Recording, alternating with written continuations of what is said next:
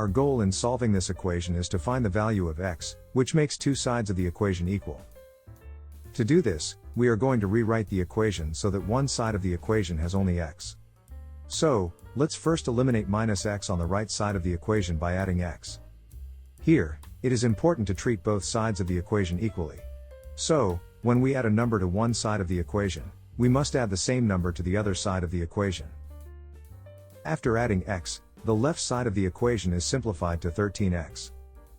Then, the right side of the equation can be simplified to 26. We now have a new equation, 13x equals 26. Now, to solve the equation, we are going to eliminate 13 in front of x. To do this, let's divide both sides of the equation by 13. After dividing them by 13, the left side of the equation is simplified to x. Then, let's simplify the right side of the equation. 26 divided by 13 is 2. So, the answer is x equals 2.